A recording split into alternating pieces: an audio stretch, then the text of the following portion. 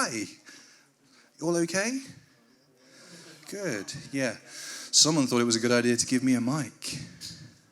As you guys know, I don't need it, but it's been recorded and streamed, so I'll be passing this around later on if you guys have any questions.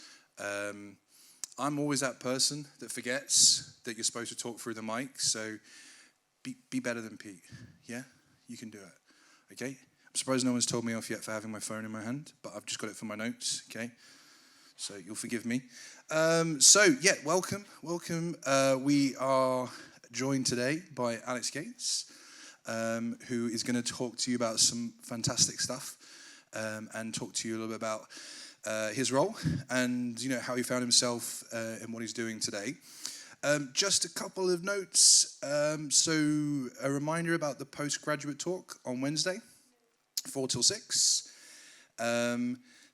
That's obviously, maybe a little bit distant in the future for you guys, but might, if that's something that you are interested in, it might be something worthwhile going to just to sort of see what's on, the future horizon. We've got the Games Jam on Wednesday, which is to celebrate International Women's Day. So we've got the Women in Games Jam happening on Wednesday. That's happening all day. So if you haven't signed up to that yet and you really want to be involved in that Games Jam, please do. In the unlikely event of there being a fire alarm going off, we just need to follow the signs for the fire exits, and the meeting point is just outside on Brook Street, which is to the right as you go outside the front entrance of Metronome. You guys know what I'm talking about? Yeah? Cool, lots of nods, that's good. Okay. Please continue to keep sharing your images and thoughts about the week using the hashtag IW23 on your social media feeds. There are cash prizes about, so if you want to get involved in that, then please do. And that's it from me, so I'm just going to hand you over. If we have a big round of applause, please, for Alex. Hello. As you can see, it says my name, which spoils one of my slides coming up, which hopefully should be on screen soon. But hi, I'm Alex, and I'm a community manager at Dovetail Games, so I'm here to talk to you a bit about my experience through the industry, but also mostly about how I can potentially give you some advice on how you can get a job in the games industry too. Because it's difficult, but it's certainly not impossible. But here we go. So just to run down through the presentation I've kind of prepared, it looks a bit colorful, but it's fine. We're going to go through my background very briefly. Don't worry, it's not all about me. And then talking about taking advantage of university. So while you're at university, you have a lot of very important things you can be doing to really help give you a better chance of getting a job in the games industry. So I'll talk to you a little bit about that, and there will be a chance for questions after each topic. So don't worry if you feel like you have something, just save it for the next question opportunity. And then we'll go into getting a games job, what's it like, and there's a little bit of a throwing game with the Star Wars bucket over there, but we'll see if we get to that. And then some parting advice. So, who am I? Well, it was spoiled earlier, but I'm Alex Gates, and I am a community manager at Dovetail Games. So Dovetail Games is a company that makes games for hobbyists, for enthusiasts. They primarily make train simulators. They made Train Simulator, Train Sim World 2, Train Sim World 3 recently, and they've also just made Catan Console Edition, which is a board game, but now it's online. So I actually got a degree in video game digital arts from Birmingham City University. So you think, digital art, community manager, they're similar, but they're not the same. So I'll talk to you a little bit about how that change happened, but it's important to know that change can happen on your own journey. And I'm also a Safe in Our World ambassador for 2023. Now I'm going to touch a little bit on mental health in the games industry especially, and Safe in Our World are a fantastic organization. I managed to get an ambassador for them for this year, and I think it's really important to help share the effects of mental health, and helping people when they're struggling is obviously very important. But some other things about me is that I'm a retired Counter-Strike YouTuber, a university dropout, and I currently look after 3 cats. I know there's 4 over there, one of them's my partner's, I just couldn't leave her out. So that's all about me. And let's talk about my journey. So I started life at May 2000, so that makes me 22 years old. And in college, we're going to skip straight to college. So this is where I was like, art is pretty cool. We're going to do some drawings. Image credit to Anton Fadiv, he's a fantastic artist. But I was doodling a bit, I was drawing, and I was also making a YouTube channel, because that's what most people did in college and school at those days. But then I went to the University of York. And so this is where I studied astrophysics, and none of this really relates to games just yet. But it's important to recognize that at this point in my journey and through life, I thought physics is fun, astrophysics will be cool. It took me a year in the University of York to realize, not for me. It's very cold when you stand outside in a telescope room at 4 a.m. But then I went to Birmingham City Uni, and this is where I started linking back to my passion. So obviously throughout all this, I was playing loads of games. I love games. I think a lot of you could probably relate to that. And that's when I suddenly realized, I want to do a job in games. I want to get a job in games, so how do I do that? And I'm going to switch to a course. So I started making a portfolio around the time that I was like, York isn't for me. And I moved to Birmingham City University, where they had a 2-year fast-track degree in video game digital art. And then can anyone name this funky little thing? This is about the year 2019. That might be a big hint. COVID-19 happened. That fantastic, wonderful thing that makes university courses shorter and more online. That kicked in pretty much right at the start of my university course. And the only reason I mention it is because the entire games industry changed because of COVID-19, but also the whole world. I mean, it's not just the games industry, but importantly, remote work has become way more prevalent. It's become much more in demand, flexible working hours, focus on mental health. All of that completely revolutionized the games industry. And so that's where it kicked in, and it meant that my course became very online, and also I missed out on a lot of opportunities for connecting with industry, which is really important as well. And then we move over to a company called Grads in Games. So Grads in Games are a fantastic company for you all to know about if you don't already know about them. Actually, hands up, does anyone know Grads in Games? We actually got a couple of people. Fantastic. So when I was in university studying video game art, there was a competition they run, which is yearly student game jams called Search for a Star. So in university, I thought, I'm going to sign up for this competition by Grads in Games, hopefully get recognized by some industry people, get some feedback, and we'll talk a little bit about that more. But they had a community manager role going. And so from doing YouTube many years ago, I had a little bit of experience running my own community. I know I wanted a job in the games industry, and I thought, well, I've already done a game jam with them. Maybe they recognize me, maybe they remember me. I was going to take this opportunity, and that's how I started my role as a community manager, which led me to Dovetail Games. So as we mentioned at the start, I'm a community manager for Dovetail Games. They make train simulators, board games, and they are a fantastic place to work. I'm not a Dovetail job seeker, but if you do find an interest in train simulators, that might be where you want to go. But yeah, so that's how I started my community manager journey. But why does any of this really matter to you? It's because your journey will rarely go how you think. I mean, if you start back here, this is me thinking, I want to make 2D concept art. I think everyone that starts art wants to do concept art, really. But that's me thinking, yeah, I can be an environment artist. I could be a vehicle artist. That'd be great. I mean, I could even be a famous YouTuber, but that didn't really pan out.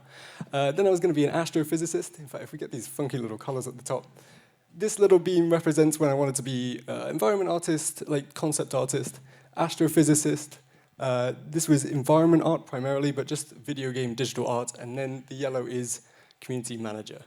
You don't know where your journey is going to take you, is essentially the message I want to share with this slide. You could go from one thing suddenly to the next. It depends what opportunities come up, depends how where you started from, and you never know what's going to come up next on the line. I don't know what's happening past present day, but we find out, and I think it's important to embrace the fact that you don't know what's going to come up. Embrace the change that comes with your journey. So why does this matter? So why am I here talking to you today? Well, I graduated in 2021, so I know what it's like being a student, and I've only recently joined the games industry. I've worked for Dovetail now for about 9 months. Well, there we go. 1 year of experience. So I call it a year because Grads in Games is sort of on the games industry. They're not making games, but they're closely linked. And I've written a little blog on my LinkedIn if you want to check that out. I'm just going to plug that in. And I've also got direct work in helping students find games jobs. So my job at Grads in Games primarily was giving students CV advice, interview advice, how you can get a job in the games industry, and I use that to my own advantage to get myself a job. So, if you want to know any bit more about my journey, you can feel free to find me after the talk, but this isn't about me, it's all about you. How can I help share some advice on getting into the games industry for all of you? Take advantage of university. Now, a quick disclaimer. University is more than just a course. University is fantastic, and it's an experience to meet people, do loads of different things, but your course is a big part of it, and knowing where you want to go in life is very important. Don't want to step on the mic wire there. But yeah, just a disclaimer, it's obviously more than just a course, but take advantage of university while you're here, because there's things that you get in university that you won't get once you've graduated. So work hard. Now this slide is completely empty. I didn't work hard at all. What do we mean by that? One of the best pieces of advice I got when I was at university. Oh, sorry. I'm going to get a drink. Fantastic. Okay. Well, let's start again. Let's go up. Work hard. So one of the best pieces of advice I got when at university was don't be the best in the class because you're limiting yourself. Now, I'm not saying anyone in your class necessarily has the standards too low, but in general, just why would you want to be the best in a class when there's thousands of other classes? And that's just in the UK. There's also thousands of other countries. So don't be the best in a class. Just look at industry work. Look at what the industry are doing. Look at the people in industry. See what they're doing. Focus on being where they're at rather than just trying to beat the people in your class. And hold yourself to your own standards. Everyone has a different starting point. Everyone has different speeds at which they learn, different techniques that they find easier compared to someone else. You're all unique. So if you hold yourself to your own standards, you can look at how you improve, and you can find pride in that and find pride in your own journey. But by comparing yourself too much, I know a lot of people on my course were constantly looking at each other and saying, well, they're advancing maybe faster than me, or they're doing things that I'm not. But they're just on a different journey to you. Then they're different to you. They're unique. You're all unique. And it removes the competitive edge of working in a class. At the end of the day, the industry is quite small in the UK, and you may be competing for jobs. But you'll get a much better chance of getting there if you work together rather than work against each other. So the message here is aim high, but aim higher than just your class. You can do much better than that. Look at how the industry is doing things and learn from the industry directly, rather than just trying to top the best of the class leaderboards. And the second piece of advice I learned was be honest with your own progress. It's important to identify and work on your own weaknesses. I think the best person to judge what you struggle with can be other people. So listen to feedback. Listen at what you struggle with and take on other feedback. But at the end of the day, it's up to you to embrace the challenge of getting better at your struggles. And remember that improving quickly is learning how to fail effectively. It's not learning how to fail fast. You can fail fast really easily. You can just give up if you want. But learning how to fail effectively, if you've done something and you've struggled at it, why did you struggle? Figure out why your weaknesses are your weaknesses, and if you improve that, you'll realize that you improve everything all at once. And that's the most important part. So that's just the advice I learned when I was at university. And the other one is making connections. So my true agenda has been revealed. I just want to farm more LinkedIn connections, so follow me on LinkedIn. No, connections are the most important thing you can get. They are the best things from university. Because, believe it or not, of all the people sat in this room today, you'll probably be working with them. Because the gaming industry is a very small world. And knowing people and having connections is incredibly important. Again, like I said, everyone sat in this room. If you go on to get jobs in the games industry, you will likely cross paths in the future. You might be working at the same company, you might be working at a different company, and then you can message each other on something like LinkedIn and be like, hey, what are you guys doing? What are you doing at your company? Maybe I want to be involved with that too. So connections is incredibly important. Sites like LinkedIn, or sites like any social media, of course, like even Discord, but just knowing people is so important, and it's one of the things that you just need to make sure that you keep those connections and you make sure you make as many friends as you can, basically. But it's also important to connect beyond university. There are student competitions, there are Discord groups, there's LinkedIn. There's so many communities online that you can meet new people, you can meet other students, and you can learn from them. So join online communities, share your work, get feedback, all of this good stuff, but basically meeting other people is one of the most important things you can do. So, how to stand out? Well, actually, game jams and competitions. Now, I know Pete mentioned the Women in Games game jam just earlier before this presentation, but game jams are fantastic, and I'm going to go in a little bit on the slide after this, but the main things are you can improve your work, you get feedback, and you meet new connections. All fantastic stuff. Social media. Now, is social media worth it? Who knows? But LinkedIn, you need to be on it. It's the best place to get connections and meet people in the games industry. You can just send people a simple message, but you can also see the timelines of when jobs are opening or when people have got to a new position. And let's say someone joined a company that you've always been interested in, and they've just started. You could think, oh, well, if they've just started there, maybe I'll send them a message. Maybe I'll ask them, is there another position open? Is there a similar position open that I could sign up to? It's really important to be on LinkedIn at the moment, but any social media in general, just if you can share your work, you may get noticed.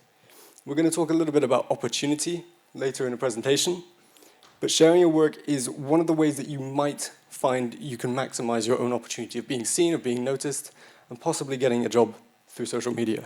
And the important thing is, if you are going to use social media and sharing your work and sharing what you're doing, it's all fantastic, but ignore the numbers. I mean, getting likes and stuff is cool, getting retweets is fantastic, but at the end of the day, it's not about the numbers, it's about sharing your work, being able to get feedback from other people, being able to be seen, and maybe maximizing your own opportunity. And finally, show your passion. Work with your friends, work on projects outside of uni. Do what you enjoy. Now, these 3 points are really important, especially the do what you enjoy. And one of the most important pieces of feedback I got was stop making the things that I thought would get me the best chance of getting a job and just start doing what I love. So I was constantly, as a 3D artist, I was constantly looking at what would be the best thing I could create and model that would show the most amount of improvement in my portfolio. If I've done something realistic, should I do something stylized? You know, if I've done like a big environment, should I do a small prop? But at the end of the day, I liked making stylized props. So just keep making stylized props. Because if you want to get a job, you want to do the things you enjoy. So you want to show people, well, this is what I enjoy making. And if you find that place in the games industry, you will absolutely love it. Because you need to work, when you get a job in the games industry, it becomes work. And work, obviously, 8 hours a day, you're going to have to do it. But if you do what you enjoy, suddenly that work becomes less tiresome. Suddenly it becomes enjoyable. Suddenly it becomes passion. And that's important. But let's go back to game jams and competitions. So obviously, you're all aware of game jams. Search for a Star. I would recommend this one, obviously, because I previously worked at Grads and Games, but also because you get direct industry feedback. And this is really important. One of the projects I've recently I've completed in the last couple of years had feedback from a couple art directors. And they were able to actually give me different connections in the industry. So these are some of the 3 places I think you can get some great chances of joining game jams and competitions. Obviously, there are many more places than just this. But yeah, game jams are so important. Yearly student game jams briefs with Grads and Games, and this one's only for university students. So this is one of the reasons why it's important to take advantage of uni, because some of these game jams are kind of locked at a certain level, and they want to basically find the students that are willing to join these game jams and willing to do more. The Rookies and ArtStation, they do yearly competition briefs. This is usually open for all levels, so you get people that are maybe 10 years experience in the industry competing against you. But it's a really good way of putting your work out there, giving yourself a challenge. And again, it's direct industry feedback. And also, if you know about Itch has like hundreds of game jams on every month. But they're a fantastic way to meet new people, make new connections. Game jams can be a really good way of showing your work in the best opportunity you can. And that's really the most important thing. So here we go. My game jams and competitions I've done. So when I was at Grads and Game, before I joined them actually, this is what I created for them. It was a broken down church scene. I was trying to go a bit of a stylized apocalypse.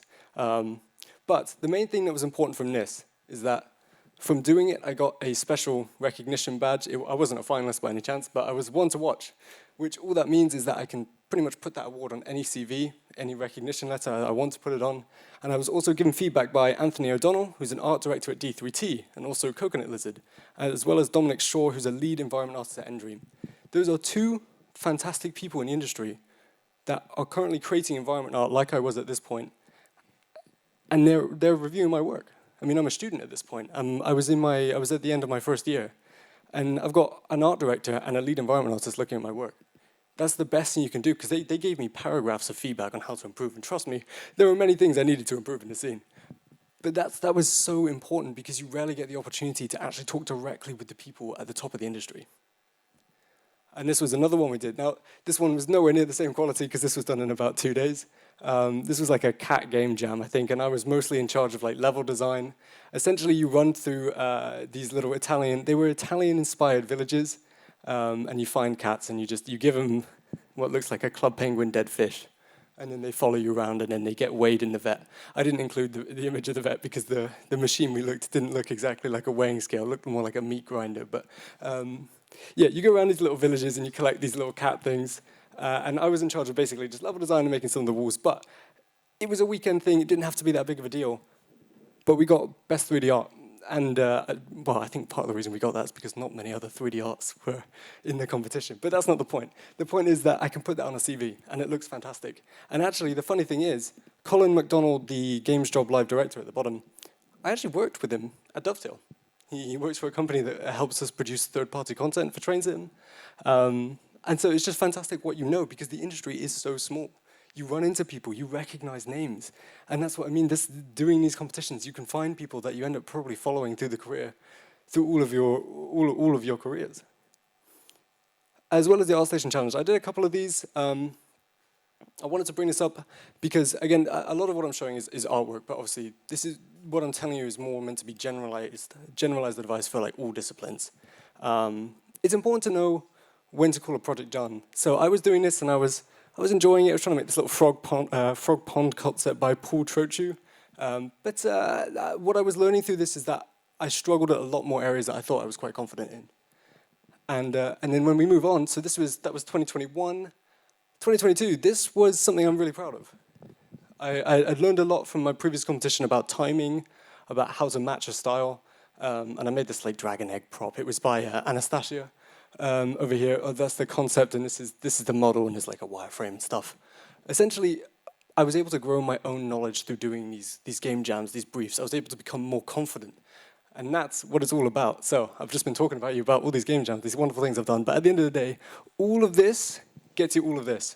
You get recognition and awards, confidence in yourself, understanding your own struggles and weaknesses and how to improve on them. The big one is industry feedback. That's so important. Getting direct feedback from the top of the industry, that's the only way you know how to improve, but it also gives you a connection with someone who could potentially be offering you a place. I know in Search for a Star, one of the, let's think, Becky Collins, she created a floating cat, like kind of Overwatch style with a jetpack on and guns on it. But her work was fantastic. And it ended up, the feedback she got ended up getting her a job because she was talking to the right people. Again, game jams are fantastic. Working with friends. You can also work with your friends on these. You don't have to, like this cat jam I worked on, this was done by 5 people. You wouldn't actually believe it. But yeah, that was a fantastic way of just enjoying it, like enjoying what we do and having a passion and meeting new connections as well. Through all of these games jams with, especially Search for a Star and the ArtStation Challenge, while doing it, I was stalking everyone else in the competition and totally stealing most of their ideas, but also looking through their documentation. Because you learn so much. Most of what I learned on these projects were from looking at how other people did things and thinking, wait, the way I do it is so dumb. There's a better way of doing it, and that's what it's all about. And it also got me a job, so it led me to Pete Salt. From working at Grads and Games and doing this game jam, I ended up getting a job at Grads and Games as a community manager, which led me here. So it's incredible how much you can learn from doing games jams, but also all of the skills you learn are transferable. I'm not a 3D artist right now. I'm a community manager, and I'm planning to stay as a community manager through my career. So all of these skills, like recognition, confidence, understanding your struggles, feedback, it's completely transferable. Again, like when we go back to our journey, you don't know where you're going to go. You don't know where your journey is going to lead you. But just do the best you can with where you are right now, and you'll take those skills with you wherever you go. Okay, I've got a little bit for questions. If anyone has a little bit about questions about making connections, standing out, games, jams, competitions, or anything else, feel free to ask. I think, Pete, have you got a mic that you're going to possibly hand around if anyone does have any questions? But if not, okay. Okay, then fine. No, if there's no questions, that's fine. We're just going to take a 2-minute break because my throat is drying up very quickly, and then we'll have a little bit of a polling thing that we can do on our phones. So let's call it that for a few minutes.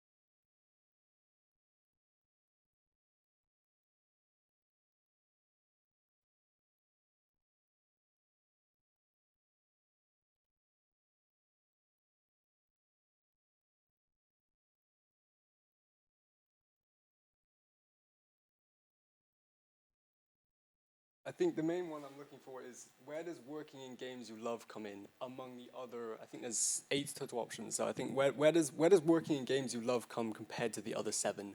That's my personal interest.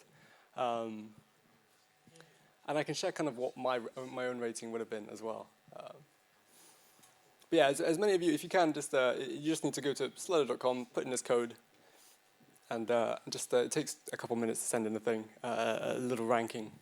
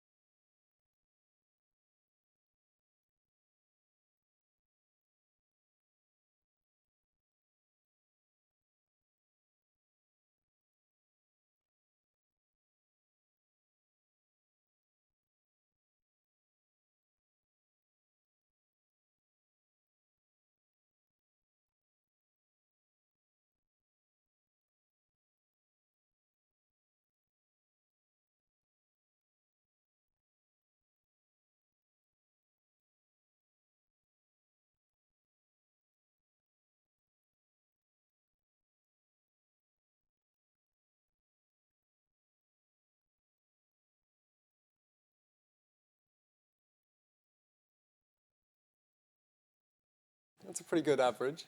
Let's take a look here. So as it currently stands, working on games you love is number 1, which is interesting because, just for curiosity, that was my number 8. That was my last position. And obviously everyone has their own preference in where they want to work and when you're aspiring for the top of the industry or where you want to be with your own careers, you want to work on games you love. But it's interesting that it's the most important aspect, more above salary, more above work-life balance, more above flexible working hours. Apparently, all of you would rather work like 10 hours a day if you worked on a game you love, which actually makes sense if you're passionate enough. What have we got at the absolute bottom? Recognition and bonuses. Surprisingly, this is much higher on the salary survey. So for the people that are in the industry, recognition and bonuses is more important. Personal salary? Salary usually is about a mid-ground. There are more important things than just money. Company benefits, probably. Depends what they are, really. But company culture is very important. But interesting, look at that. 11 people, we got one more participation ranking, but it's interesting that working on games you love is number 1. Because what I found when I was in my first year so far is that actually, I mean, okay, I'll be honest, train simulation isn't really my enthusiasm. Trains don't really interest me too much, but I know there are very, very passionate people that love our games, that love what we do. And so I always came into the industry thinking, I want to work on games I love. I want to play the games that we love, because that way I can be more passionate with the community. But what I've found so far is that actually, if the community are passionate about something, I can find passion in helping them express their own enjoyment, express their own love with our games. And so I've slowly realized that working on games you love, for me, has actually slipped down my list, my own personal list. And to be honest, I'd probably put it above everything, maybe except company benefits, because I don't really cash in much on that apart from the dental plan. But then if you make enough money, you can probably cover your own teeth. Depends how many fillings you have. Okay, 14, there we go. So work-life balance has taken over. That's good. That's good, because in the salary, so the reason I've taken these 8 options is because Skill Search, they did a Games Interactive salary survey just last year. And these were the 8 options they put, and I don't actually have their data on the sheet, but if you want to check it out, you can just search Skill Search Games salary survey. But the work-life balance is very high up there, as well as flexible working hours. So those are like their top 2. But it seems like working on games you love is very important. And personal advancement, of course, making sure that you can grow as you go through your careers. Well, I mean, I would probably agree that it's very important. It's a top 3. And we'll get onto salary later. Does anyone actually have any guesses at what a graduate average salary for the UK is? Yes? Somewhere around like 18 to 20,000 pounds a year. You'd be surprised, in a good way. Not much in a good way, but you'd be surprised a little bit. But that's a pretty good guess. Does anyone have a slightly closer guess? Yeah. 23 to 25. You'd be surprised in a little bad way. It's a little bit lower. But for a junior, it's about 25,000. Graduates are about just shy of 22,000. But we'll get onto a little bit about the money later on. Okay, I'm gonna come off this now. But it's interesting that working on games you love is ranked so high. Let's Alt-tab back in. Okay. Let's continue on our journey. So getting a games job. Now, actually, I want to ask a couple more questions. I think, Pete, have you got the mic? Yeah, sorry, Pete. So who actually is worried about finding a job in the games industry? And like, you can keep it brief or you can keep it as open as you want, but why do you have those worries? I think we've got someone at the front. Obviously, there's been a lot of layoffs at larger tech companies at the minute, which has reduced the number of games jobs available. So the wonder is, are there actually going to be enough jobs for all the people trying to apply? And that's where the worry comes from. I mean, that's a very understandable worry. I mean, I can't necessarily give you an answer to why those mega corporations have decided to drop a lot of layoffs, but I can tell you now that layoffs are quite scary. I've been through one wave of like minor layoffs at our company, and it was a little worrisome. That worry managed to hit all of the departments. So just for, actually, I don't think I can actually mention it fully yet because of NDA, but there were layoffs at the company at a certain specific area of it. And people that weren't necessarily in that focus were also affected. And it just kind of adds that mentality of, well, am I next, essentially? Or like, what does this mean for me? How secure am I? There's a little bit of shaky ground that comes with it. And yeah, I mean, it's a real worry. But when you get massive corporations that decide to drop like 7,000 people, I'm sure that's like, it's terrifying. And I see it all on Twitter as well. I use Twitter a lot, but you see a lot of people saying that what these layoffs actually mean for certain companies. Like, have they decided to take a different direction? Has there been a shift in the games industry? I mean, yeah, I'd probably agree that it's a worry. I would just say it's worth being aware of what the industry is doing with these layoffs, because when you have the big ones doing certain things, thinking they can work on maybe a smaller amounts of people or a smaller team, you might find smaller companies find the same. But I'll leave it on that because I honestly don't know necessarily a perfect answer to the question, other than I also share in your worry, and that sometimes when you have layoffs, it can be quite a shaky feeling. No worries. Does anyone else have any questions, any worries? No, you all seem very confident. Everyone's happy. Fantastic. Where's the clicker thing? Okay. So we're going to go through a bit of a user profile. So this is person A because they've got an A stamped on their head, and they like doing person A things. I did fill this with some information. I thought, you know what, I'll just limit it to person A. They are a games designer. So what does that mean? Their skills are in Unreal Engine, source control software, flow diagrams, analytical breakdowns, games designer things. I've worked with a couple of designers, and that's the four that I took from that. If you are a game designer in this room and I've forgotten something, I apologize. But yeah, those are the skills. They're a game designer, person A. But oh no, they've got 4 years experience at a games company. And they've shipped 2 AAA titles. Okay, person A, not bad. But wait, why are they the competition? So person A might be competing for the same job you do when you graduate from uni. But that doesn't make any sense. They've shipped 2 AAA titles. They've got 4 years of games experience. That doesn't. Well, why would they be competing for the same entry-level jobs that I would be? Right, I'm going to show you a graph here. So this is a graph from Hitmarker. So they're a games job platform. So they advertise specifically games jobs. And across their entire platform, it's worth mentioning that these are games jobs just across the world. They also have the UK, but the US, everywhere in the world. But this graph basically shows in orange the amount of jobs on their website for 0 to 2 years of experience, which are these little small blocks down here. And I think it's meant to be purple, but it's sort of a blue. The jobs that require 2+ years of experience. And so, yeah, as you can see, it doesn't really matter what year you pick. It's about 90%. So that feels pretty rough. And what you can extrapolate from this is that companies would rather hire a senior than invest the time in training juniors. And from seeing the discussions from other art directors online, this does seem to be the case with the industry. It does seem to have a struggle with wanting to pull in new talent, with wanting to train up new talent. No one wants to do it, but everyone needs it. So 1 in 10 games jobs are for juniors and are for graduates. So again, that's pretty terrifying. And I think all of you have probably experienced, if you've looked on LinkedIn or job sites and stuff, you've probably seen the funny words, 3+ years experience required. Yes, that's very common. So my question is, well, your question may be, how do you stand out when you've only got, in 2022, 8.5%? And so my answer to you would be, well, screw the 8.5%. How do you stand out in 100%? So you're probably thinking, well, I don't have 2+ years of experience. But who cares? Apply for the job anyway. What is the chance of getting a job you don't apply for? 0%. Yeah, exactly. So you never get the opportunity if you don't apply. A lot of these companies, they will put on their advertisements that they want 3+ years experience working in, they sometimes word it differently. Sometimes they say, in the games industry. Okay, well, university isn't the games industry. Or they word it in a game development environment. And suddenly that changes. University is a game development environment because you're developing games. In an environment with people, with teams, it's a game development environment. So sometimes it's worth reading into the wording they use and understanding, do they actually want someone with 3 years experience in the games industry? Or just in an environment where they make games?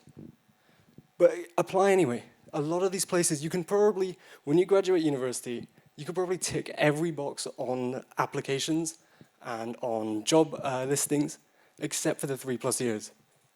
And actually, I want to tell you about a story when I've got a little bit of water in my throat. Sorry.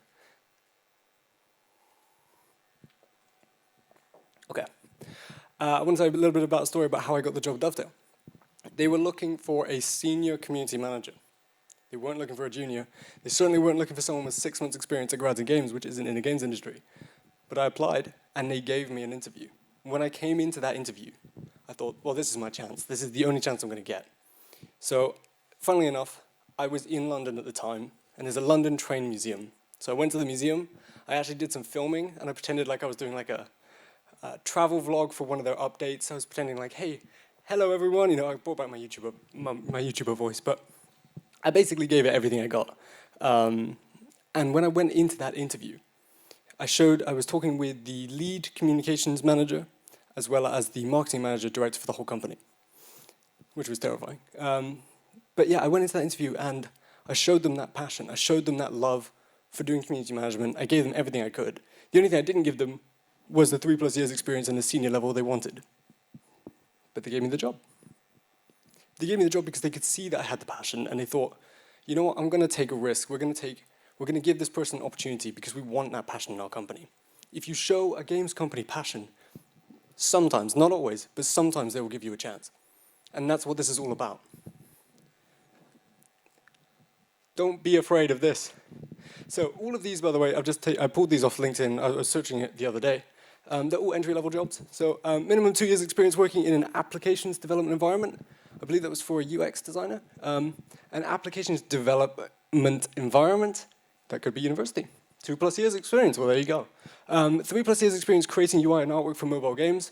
Well, if you are creating it for mobile games in university, then fantastic. But if not, you at least tick the 3+ years experience creating UI and artwork. You just cover up the mobile games. And there you go, you tick the box. 4+ minimum years experience as an artist in the games industry. I mean, that's pretty tough when you are entry level. But 4+ minimum years experience, when you go through university, if you're on a 3-year course, that's 3 of those 4 years. And you may as well apply anyway. Even, look at this one, 5 years experience in a game development with C#. Well, I mean, if you were at university 3-year course, that would take 3 out of those 5 years. And if you've done previous experience, maybe at college, or maybe after university, or even little projects on the side, you might tick those boxes already. But don't be afraid of this, because they put this on all applications anyway. And again, all of these were entry-level jobs. Who's going to come into the industry with 5 years experience? You may as well just apply and just see what happens, because the worst thing that could happen is they don't get back to you. But then what happens when you don't apply anyway?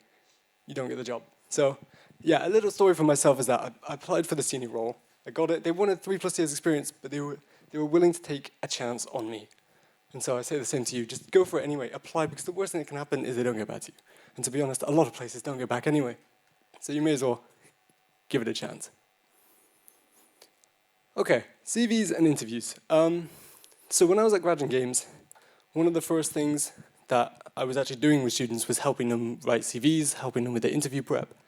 I'm not going to dive too deep into it, but just going to touch a little bit on it just to help you out, for anyone in here. But your CV is simply a tool that you use to get you an interview. It is nothing more. It is a piece of paper that someone sees, and they determine whether or not they want to give you an interview.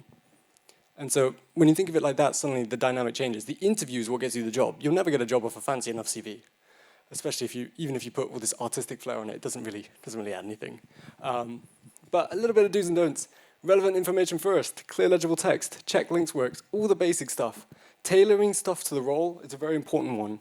If you look on a games industry job website and look at what they want from people applying to a certain role, copy the text, paste it into your CV, and then rechange the wording. And then suddenly, look, you've already taken everything you want in someone because it's already in your CV, so you can tailor it to the role you're applying to. But never never do this one. I've got a slide next coming up. Don't self-rate your own skills. I'll show you what I mean by that, but when you have those visual like 0, 1, 2, 3, or 5 things, that's a no-go. We'll talk about that in a second. Don't squash information into one page either. CVs do not need to be one page. They can be 2 pages, probably not more than 2 though. But don't squash information onto one page if you end up cutting some of the important parts, because my interview's 2 pages long and they got me a job. And everyone, when I was talking to Andy Driver, who was the lead at Grads and Games at the time, he's moved on to XR Games now, but when he was doing CVs and stuff, he would always tell me, he would be like, I don't understand why people squish so much into one page. They even shrink the size of the text to the point where it's not even readable.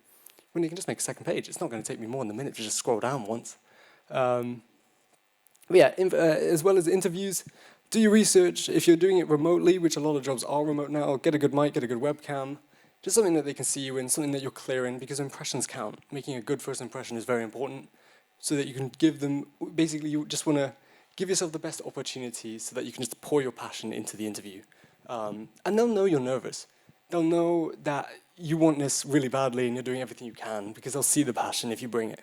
And don't forget to ask them questions. Oh, and yeah, don't be late. Being late to an interview is not a good sign. But yeah, so what did I mean by self-rate your own skills? Oh, wait, it's the slide after. We'll go to that first. Never do this. Okay. This happens in way too many interviews. So you see these little dots. I've just pulled these off like in interview examples online, so I'm not actually judging these actual images here. But what does this actually mean? What are these 5 dots? They're like 4 out of 5, 4 out of 5, 5 out of 5, 5 out of 5, 4 out of 5. There's no scale on this. There's no understanding of what these bars here mean on the side. It's just, it doesn't add anything. There's no scale. The focus is actually more on your weakness. I don't really care that the punctuality is 5 out of 5. I'm just looking at this. The ability to work in an organized way is only 3 out of 5? Like, why is it not 5 out of 5? So there's no point giving yourself a visual rating at all. Just list the skills. You can just list it. You can, if this skills one here just had good layout, graphic design, illustration, animation, photography, video, fantastic. But now suddenly you're telling me that you're not as good as animation as you are photography. Well, then I don't want you on my animation company. Simple as that. It will only make your CV worse. It doesn't actually add anything. And it's important to keep it to a list of hard skills. So if we go, I think up means up. Is that right? Yes. Again, this is a basic structure. In fact, this is a bad example anyway. This is what I was going to talk about. They put their career summary at the end, but they put education first. You got to think about a basic structure here. What are people going to want to see? What is a hiring manager going to want to see when they open your CV? Okay, they want to see who you are, obviously, because you need to introduce yourself. Then they want to see your experience. They want to just know, why am I reading the CV? They want to know what you've done and your key achievements. Now, this is the key achievements and hobbies and personality are bolded. Most CVs don't have those. Not a lot. You don't need them. They are very optional. But by having them in there, you already show your proud moments. You already give them the best, juiciest bits of your CV in a very, like, if you list it, it's a very clear to read way. Then do your skills, hobbies and personality. A games company wants to hire you. Okay, you're not just experience. You're not just a machine that just grinds out like certain products. You know, you're a person. You're a living person with hobbies, with a personality, with special things about you that make you different and unique. Show them who you are, because they're hiring you into a team of people already, for most roles. And in education is a checkbox. I'm going to be real. University degrees are extremely important, but university courses teach you how you grow as a person. They give you all the improvements you need. The actual degree itself, the certificate, is fantastic to put on the wall at home, but it is a checkbox, so you put it at the end. And when it comes to skills, list your hard skills. So, you know, if you're a developer, list the development tools such as Unity, GitHub. List your programming languages if you do programming. But list the hard skills, prove the soft ones. If you tell someone you're a great communicator, they won't believe you. There's no way to prove that. You know, I could tell everyone I'm a fantastic team player, but I don't need to prove that unless you're in a football game with me. Prove your soft skills in the way you write your career summary, for example. So just say, well, when I was at Grads and Games, I managed a team of 3 and we ran a game jam with Platonic Games. Well, there you go. I've proven that I can communicate with Platonic Games. I'm a team player in a team of 3 and I managed a team. because you don't need to write that when you prove it in the way you structure your CV. And there's no perfect template. Change it up often. If you're finding you're not getting any hits back, remember this is just a tool that will get you an interview. If you're throwing a CV out of 500 applications and you're not even getting any back, just change it up, try again, resubmit. Okay, so this is actually my CV. You can't really read it. I'm not going to bother opening it, but for the most part, a nice little summary here of just who I am, followed by some skills, just analytics, YouTube Studio, Twitter analytics, stuff like that. This was my community manager CV that got me the job at Dovetail. And then experience. So my experience came all the way down here, and then a little bit up there. So this is talking about my time at Grads and Games, and then this is talking about my time making YouTube videos and content, and then my key achievements. And as you can see, that pretty much takes it takes more than a page because it goes across the two. And then hobbies is here, and then my education right at the end, because it's just a checkbox. Obviously, the skills you learn through doing a course are so vital. But the actual education itself, like GCSEs and stuff, it's a checkbox. Make it very tiny and put it right at the end. But that's the CV that got me. There's a lot of things that I could do probably to improve the CV. It's very word heavy, but for the most part, that's a pretty good structure. It's something that I've found works quite well. The people that I've given advice to, they've gone on and got decent positions. So try it out. And again, remember, there's no perfect answer. If you don't want to include a hobby section, you don't need to. But don't limit yourself by one page. It's one of the things that people usually worry about. They're like, will my CV get scanned by a machine? No, there's someone on the other end reading it. A magic equation. Okay, so this hasn't formatted correctly. There shouldn't be a weird box here, but this is the magic equation that will get you a job. Hard work, passion, and opportunity. Now we can control entirely two of these. Hard work, the amount of effort you put in, is obviously the first one. Passion, the amount of care and love you put in. So you can do amazing things, but if you don't care about it, obviously that's not going to come out as a perfect way of showing yourself. But you want to do the best work, and you want to absolutely love what you do. But opportunity is something that's quite an interesting one. You cannot control your opportunities, but you can maximize them. So let's get into that. So are you willing to put the practice in to stand out? Oh yeah, this is what this box for. Yeah, if any of these are 0, by the way, the entire equation cancels out. So you can work really hard, you can love what you do, but it could just be the wrong time, and then you won't get a job. So likewise, you can love what you do, it could be the right time, but at the end of the day, if you love what you do and it's the right time, but you've put none of the work in, but you're also not going to get a job. So yeah, the hard work is up to you. Are you willing to put the practice in to stand out? Passion is a little interesting. It can be discovered, you can define your passion over time, but opportunity is the one that I want to talk about the most, because it's not fully in your control, but you can do everything in your power to give yourself the most opportunity. And that goes back to everything we've talked about so far.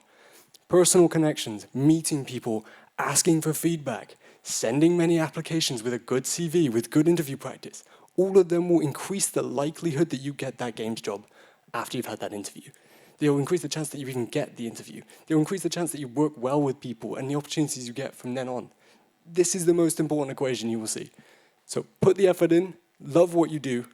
Obviously, if you don't love what you do, that's also fine. But if the love is minimal, that's fine. But put the effort in and make sure you maximize your opportunity, because that is what will get you a games industry job. Okay, we're going to go to another round of questions. So if anyone has any questions on the difficulties of getting a games job, when we were talking about the graphs that said there was about 1 in 10 jobs for juniors, applying for jobs, CVs and interviews, and then the magic equation, or anything else so far.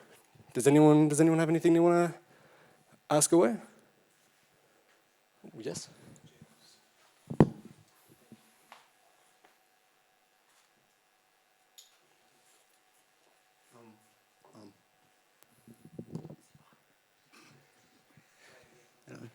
Okay. Would you say it's viable to look internationally for jobs as well, or would you rather stick inside the UK? Interesting. For me, I would stay in the UK just because that's where I'm comfortable with. I think that's more of a question of where you're willing to work, where you're willing to go. Like we go up to the magic equation. If you factor in, are you willing to look beyond the UK? You're only increasing your opportunity. There are more jobs beyond the UK. In fact, there are much better paying jobs beyond the UK. but there are more jobs out there. The UK game scene is about 20 to 22,000 people big. When you think about it, there's 40 people in this room, you know, that's really quite a decent chunk of that. But if you go further, you'll maximize your opportunity. But really, it's more of a question of whether you're willing to travel further. I know I'm perfectly comfortable here, but I don't know, that might change on my journey later through life. So when looking at like job searching and that type of thing, is it easier to look for the UK, or would you say that it's, you know, similarly leveled when looking internationally? To be honest, I don't really know if there's a better chance of looking internationally. But what I will say, actually, based on that, is looking in the UK, or just where you are relatively, has never been easier because of COVID. Work is remote. I work from Manchester, essentially, near enough. But my dovetail is based in Chatham, Kent. That is a 4-hour commute when I need to go to office. And I tell you, that's one way, by the way. That is a 3.5-hour train and a 30-minute walk up a hill just to get there for 10 a.m. It's never been easier to actually remotely work anywhere in the UK. But I must say that I don't know enough about international, so there's no point in me commenting on it. Cool, brilliant. Does anyone else have any questions about any of this? No? Fantastic. Well, not fantastic, but does anyone want to volunteer? This is called the throwing game, and it's something I invented, and hopefully, oh, yeah, we got a volunteer. Okay, fantastic. Well, why don't you come on up? Join me on the stage. I'm going to set up basically a really simple demo to describe something fun. I'm going to give you the mic, actually. Hold this. Okay, there are 3 things here. A Star Wars bin. It's a popcorn, actually, but a little plushy Totoro, which you are now in possession of. And a pen. Alex, do you want to do this one? Yes. Thank you. Okay, we can trade mics. Right. Fantastic. Yeah, you've been downgraded, yeah. I got the remote one, so. Oh, well, that's very true. I'm plugged in. Okay, so you can see you've got the Totoro plush. Fantastic, brilliant, and there's a pen here and there's a bin. These will all come into some fantastic analogy, but let me go through the rules. So, step 1, you're going to stand behind the pen here, and you're going to throw the Totoro plush into the Star Wars bin. Good luck. Oh, not right now. No, you can come behind the pen if you want, but you're not going to throw it just yet. If you miss, you are going to repeat this, but you're going to take a step forward. Okay? And if you miss again, you're going to continue and take a step forward and throw it again, and take a step forward and throw it again. The rule is underarm throw only. Don't break anything. I want my stuff back. So let's give it a go. So give us a throw. See if you can get the Totoro plush. Oh yeah, I'll take the mic off you. Now I've got 2 mics. Oh, okay, close. Okay, not bad. So go get the Totoro plush. Come behind the pen, and you can now take a pretty meaty step forward. Yeah, that's not bad. Right, try again. Oh, close, but not bad. If they got this in one throw, this would have completely destroyed the entire analogy, but that's fine. Okay. Well, I mean, yeah, you can take 2 lunges forward now, so you can take another step. Oh, you still didn't get it in, fair enough. Okay, and you can take another step forward. And it's in, hooray! Okay, fantastic. I'm going to put this other mic just down. Thank you very much. Okay, so what was the point of me showing you that? What does this all mean?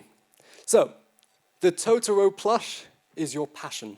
So you've been throwing a little fluffy ball of passion. The Star Wars bin is your goal. It's your aim. It's quite literally what you're aiming at, or what... sorry, what was your name? Brendan. Yeah, it's quite literally what Brendan was aiming at.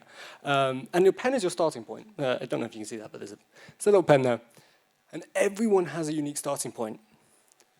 This is where it gets pretty analogy-based. The throwing... Oh, yes, you can sit down, sorry. The act of throwing the Totoro plush is the effort you make.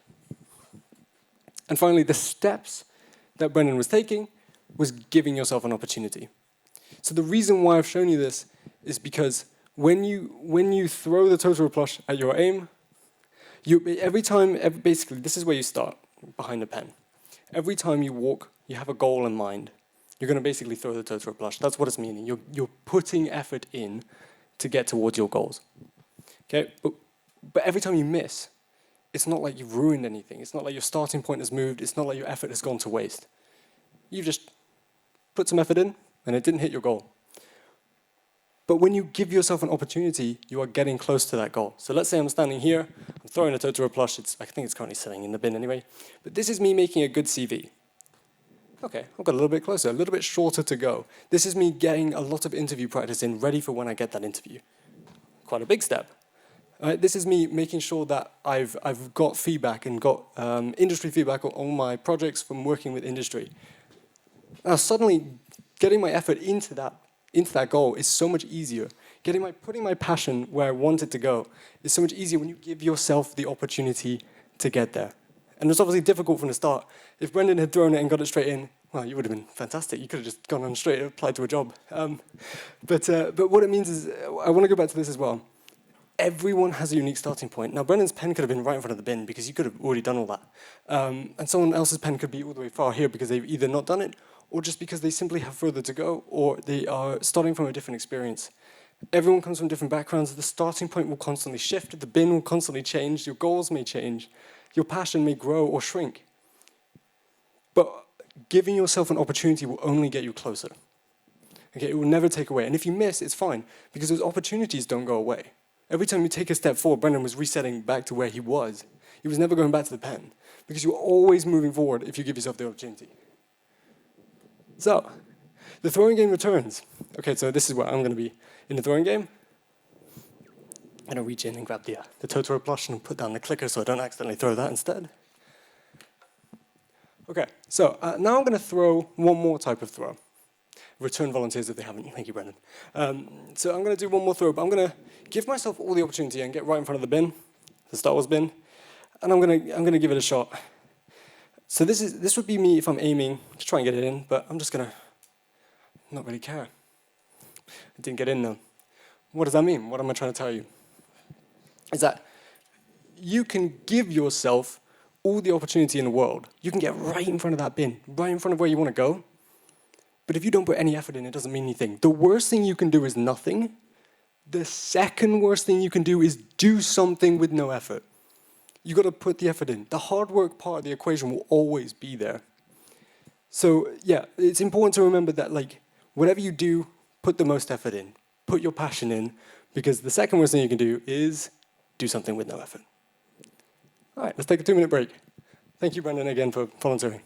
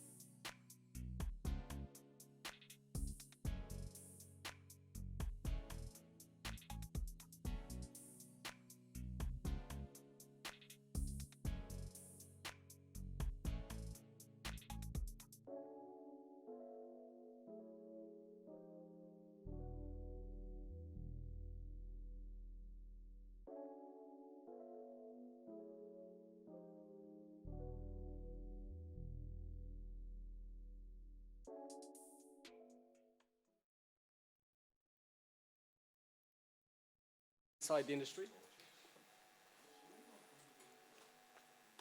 That is sparkling water. Okay, welcome back. So, what is the games industry actually like? Now, we're going back to the most important person in the room here. It's me. How have I found it? Obviously, I'm not the most important person in the room. This is my passion. The games industry is absolutely fantastic. I think the one thing I didn't really expect when going into the games industry is that the people in it are also just amazing.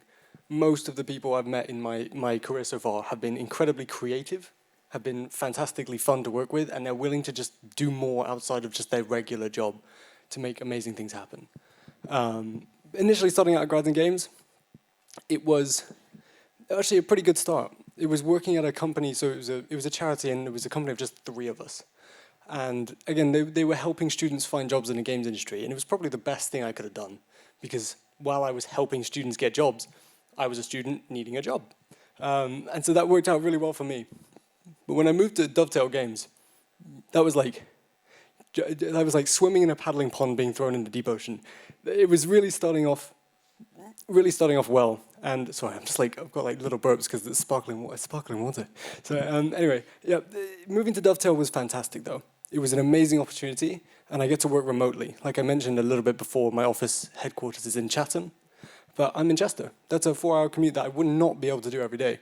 But because most jobs, in fact, I think there's 240 people at the company, and pretty much 200 of them work remotely, with the occasional in-office day. But it's a fantastic environment. The people in it are amazingly friendly, and it's brilliant. And since working there, I've actually shipped Train Sim World 3, so that's the game. It's covered up, and there's also it's covered up by Catan here, because we actually just shipped that just a few days ago, I think about a week ago now. Feb 28th is when that officially came into early access. And yeah, so I've been in the industry for 9 months. Technically, I've shipped 2 games. Obviously, I wasn't in the development pipeline, but helped ship, because games industry is more than just development. It's also the entire company around it.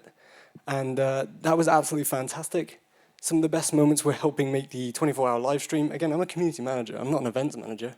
But I wanted to make a 24-hour live stream event that people would remember. So I brought the idea to my manager, and I said, how do we make this happen? He said, well, I can help you. And we worked with the creative team. I worked with Elliot Delaney. He's going to hate me if he heard that.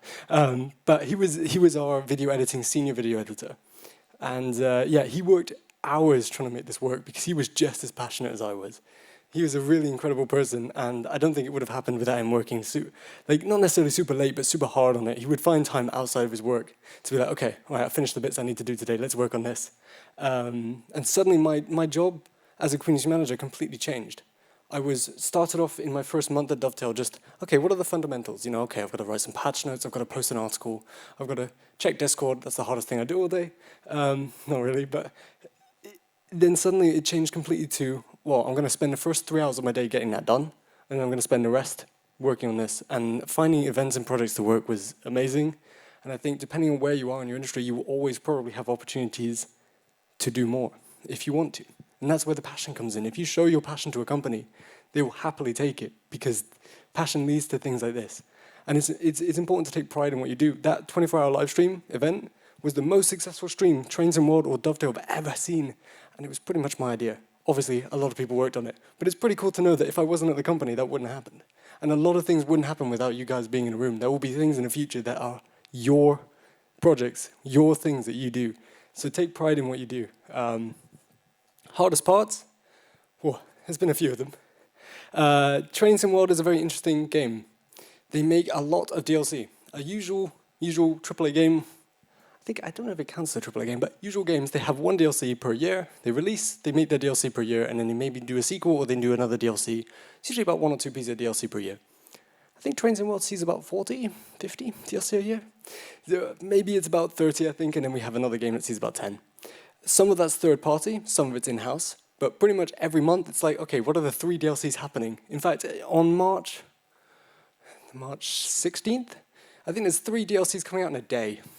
So it's incredibly challenging because there are stressful moments when working in the games industry. And I will touch a little bit on crunch. I'm sure a couple of you have heard about it on social media and seen a little bit about it. But it can be very stressful. But when you're working with incredibly passionate creative people that you trust and that you know how to work with, they can get you through the day. and they can help keep you protected and keep you safe and keep you happy and not stressed in those moments where it does start crunching together. And what's next? Well, I don't know. I don't know, well, I know a little bit about the future of Trains and World, but I don't know what I'm going to be doing after Trains and World. I might stay at Dovetail for the next 5, 10, 20 years, who knows, but I might move on. But that's the thing that I think excites me the most, and I think all of you, from putting your job at the top of where you work, where you want to work is where you want to love what you work. It was number 2 on the list of things that are important, as long as the work-life balance is good. You probably won't work at on a game that you love first. If you can, that's amazing, and you can learn to love a game. But you probably, if you love Apex Legends, for example, I don't know if you jump straight into EA, that would be an amazing opportunity. But you might not do that first step first. You'll probably work at other companies, maybe games you don't love necessarily. I don't really love Train Sim World, but I love the community and I love being able to give them memorable moments. So it's not necessarily a game I'm passionate about, but I found a new way to express that passion. Oh, and also, I've done some pretty cool things as well. So this was me stalking, oh my God, my posture is my posture like that now? Anyway, this is me talking at the, I'm going to stand a bit taller, Grads and Games final day. So that's when students came in and we were able to talk to them a little bit about sort of what I'm talking about now, but more focused on showing them other companies and showing them games industry that have come in to talk to them, rather than necessarily me talking. When I was at Grads and Games, I had the opportunity to work with Safe in Our World for the first time, and I did I think it was a 4-hour Minecraft stream where the chat had access to the command log, and we raised about £110 for charity. That was fantastic. That was one of my best moments. And as of 2 weeks or so ago now, myself and our executive producer for Trains and World, we did a charity stream for Special Effect. They had their Game Blast weekend just a couple of weeks ago now, and we raised over £3,000. And I must admit, it was mostly Matt. His name was Matt Pedalston. He did a 23-hour live stream where he was accepting donations and sharing the message of Special Effect. But where I came in was helping communicate with Special Effects, set that up, get him all the things he needs so that he can basically go live and be ready. And that was just something that me and him worked on. Again, that's another thing that if I wasn't there, that probably wouldn't have happened. And it's something that I'm really proud of, because £3,000 for a good charity is absolutely amazing. It does say raise of £10,000 target. Matt is a very optimistic man, but he's fantastic. Okay, the money, right, this is the big part. Well, it's actually not. I think on your list you put money as 4th, so it's the 4th biggest part. But anyway, what is the average UK salary? So this is average UK salary in the games industry across all disciplines. I'm going to give you 4 options, and I want to raise your hands when I select each option. So here are the 4 options. 27,000. Who thinks 27,000 is the average UK salary for the whole games industry? Okay, no one. That's good. 37,000. Okay, that's about half, maybe. 47,000. Okay, 1 or 2. 57,000 plus. No one's that optimistic. Okay. The answer is 47,000. That's not bad.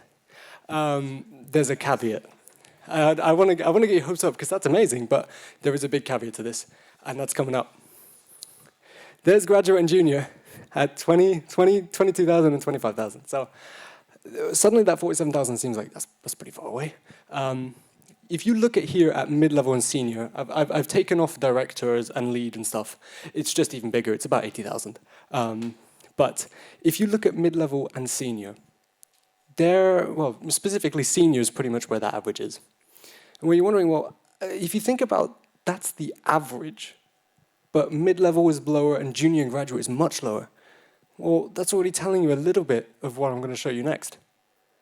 This is the seniority in the industry. So, this is a poll done by Yuki, their games industry census. Again, that was done just last year. Really important, really amazing document that's worth checking out if you're interested in a job in games, which you all are. But there are 12% of the industry that have worked there for less than a year. 54% of the industry, on the other end of the scale, have worked there for 5 or more years, with 31% working there for 10 or more years. So when you look at that graph, that roughly makes sense when you think about it, because you've only got 1 year experience once for a year. And then you'll slowly filter into the other categories. But what it does show you is a little bit of what we alluded to earlier with companies only wanting to hire senior talent. 1 in 10 jobs only for people with 2 or less years experience. This is sort of the result of that. is that you'll find that there is actually a lot more people, half of the people you work with in the industry have been there for 5 or more years. So when you join the industry, you'll realize that actually a lot of people you work with just have more experience than you, a lot more experience than you. And I could probably say that that's about right. I think when it comes to Dovetail, it's more, I think it's a little bit more weighted to the middle, but it's about that kind of curve. And this data isn't necessarily surprising, it's more just interesting. But I think it's important to know that like this average is only 47, because for the most part, this average only applies to the people who have worked for 5 or more years, who will be senior, earning £49,000. So that's kind of why that average is so high, but it's not a bad amount, relatively speaking. Okay, let's talk a bit about mental health. So I mentioned at the very beginning, I was a Safe in Our World ambassador. Has anyone heard of Safe in Our World? Okay, well, it's time to learn about Safe in Our World. They are a video game mental health charity.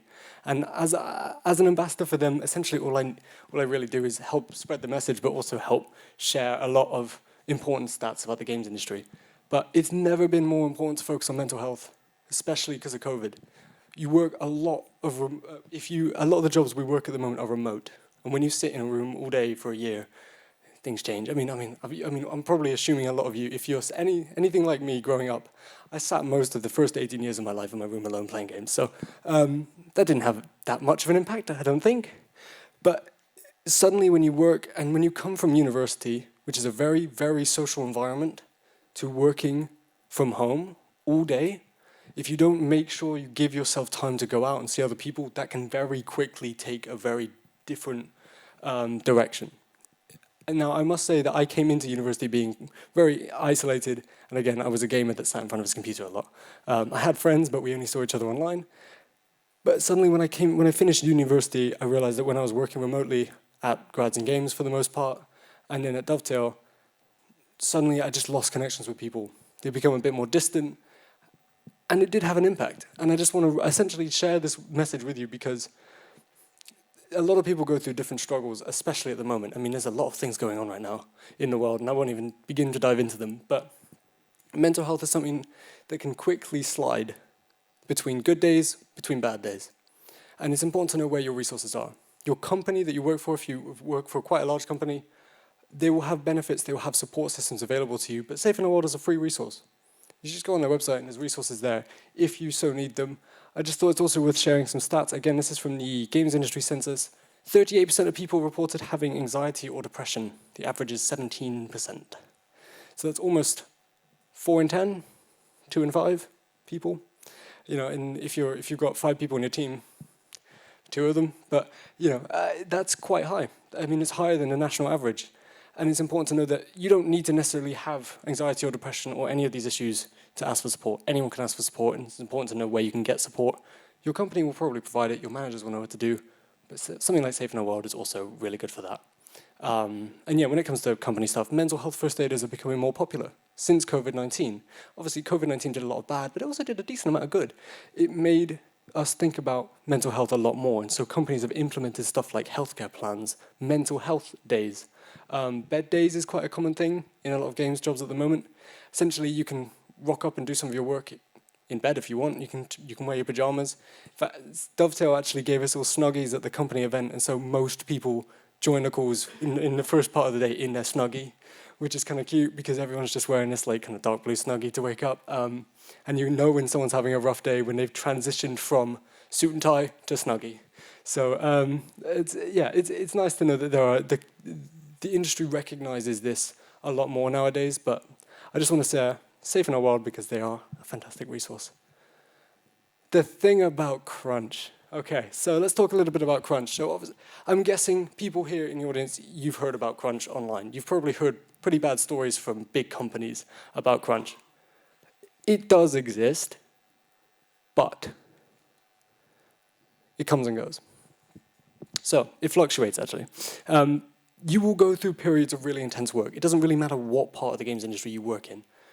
You will go through periods where everything just seems to hit at once. And this isn't necessarily linked to just the games industry, just for clarity, but the games industry does seem to have a lot of news stories covering this, so it's worth mentioning that some weeks will just hit hard. Like March 16th coming up in 2 weeks.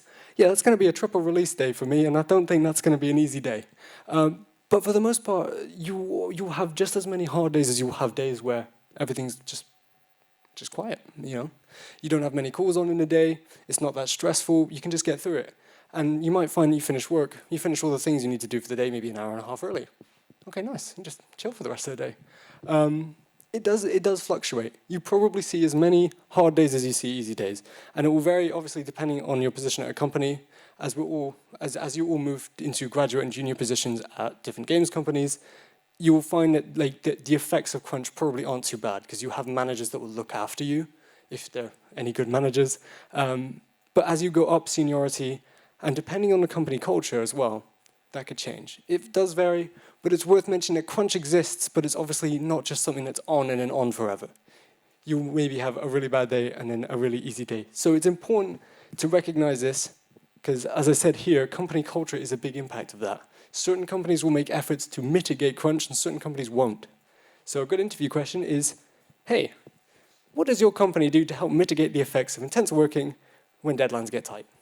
And you will know if a company is thinking about this based on the reaction of the interviewer. They will either go, haha, we have these things in place and mental health first aiders and stuff, or they will go, let me get back to you. Because they either think about it or they don't. And it's an important thing to want to know because especially I find, in my own experience, I found programming more and more development type roles get hit a little harder. That's just in my own experience, and it's just where I've worked and what I've seen from people I know that have actually worked in the industry. But if you are worried, just ask your employers when you get the interview. Okay, do we have any questions for any of the following? So you probably don't want to ask me about how I found it, but the money, the seniority of the people in the industry, mental health or crunch or anything else so far? Any questions at all? Okay. Okay, we seem to be... it must be for you. Also, there's just a lack of questions, which is good sometimes, right? Yeah, exactly. Or maybe everyone's just terrified. I don't know. Rapid fire quiz time. Okay, what is a CV? Anyone know? Just shout it out. Yes, but an important part about a CV? It gets you the interview. It is a what? A tool. It's a tool to get you an interview, nothing more. It is a piece of paper with a bunch of words on it that it will get you an interview. It's a tool. What is the magic equation? Look, hard work, passion, and an opportunity. Fantastic, there we go. Hard work, passion, opportunity. What salary does a graduate make in the games industry, UK average 2022? Just under 22,000, yep. And what can doing game jams and competitions get you? Connections, recognition, yeah, basically everything. Do game jams. I couldn't stress this enough. This is probably the best thing you can do right now. Final questions. So for the most part, that's most of what I wanted to talk about. I'm going to leave you with a few parting words as well. But are there any questions at all on anything throughout the entire presentation? I know we've been a very questioning bunch, but if there is, this would be the time to ask them. If you want to ask anything at me, fire away. Okay, as I thought. TLDR. So we're going to touch on basically everything I talked about today. Be open to change. Your journey won't go as you expect it to. I did not think I'd be in community management. I thought I'd be an environment artist by now, working at Riot Games maybe. That would have been cool. But I'm not. I'm a community manager, and I'm loving it more than probably I would have expected, to be honest. I think this is actually the path I want to take. And in fact, speaking on this more, I had a chat with our creative director because I asked him to, and he just said, yeah, which is cool. I don't know how that happened. And he speaks very honestly. His name is Sam Bennett. And he looked at me and basically said, I think you're doing a fantastic job as a community manager. I also think you'd do better in marketing and PR, just based on the personality you are and how you act. He said, if you want to pursue community management, do it. But also be open to the fact that there may be better paths for you. And so I don't know if I'm going to be a community manager in community management forever. I might move into marketing based on what he said, or I might not. I might even go back to 3D art. But for right now, I'm happy with my journey, and I'm pretty open to change already because I've swapped like 4 times in the last 5 years. But that was my recommendation. Just if you are enjoying what you're doing, if you're passionate about what you're doing, and you're able to push forward, then just keep going. Make many connections. you will probably work with someone in this room at some point in your career. That sounds crazy, but the likelihood is very high. You might not work directly with them, but at the same company, I'm willing to bet at least two people in this room will work at the same company in the next 5 years. That's just an assumption, but it could happen. It is hard to get a job. I won't lie, it's hard work, but it's certainly not impossible. Maximize your opportunities and you'll have the best chance at getting a job in the games industry. Because it's worth it. I know all of you are passionate about games, I can see that from your lovely faces, but it's more that I know it seems impossible sometimes.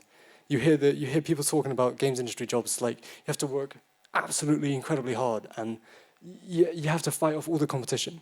It seems impossible sometimes, and I think at least the lecturers I had at university, they made it seem like it was this impossible task, but I pushed through, and it was worth it. And that's my note slide that I forgot to go. I got a clicker, here we are. That's pretty much it. Thank you everyone for listening, and thank you again, Brendan, for being our fantastic volunteer.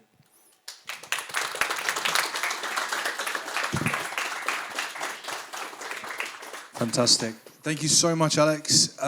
Some really, really important messages in there as well. Within that,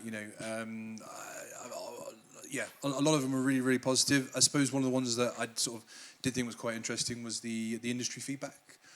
These guys actually have an opportunity on Thursday where we've got a gentleman called Saul, who's one of our alumni that's coming in. He's going to give us some industry feedback on some of the projects these guys are working on as part of their assessment. So that should be really, really useful. He's going to pop back later on in the year as well and chat to us. So yeah, I just thought I'd pick up on that, on what you said. But yeah, thank you so much. Yeah, lots of great tips that hopefully these guys will sort of take away with them and put to good use. So yeah, cool. Another round of applause for Alex.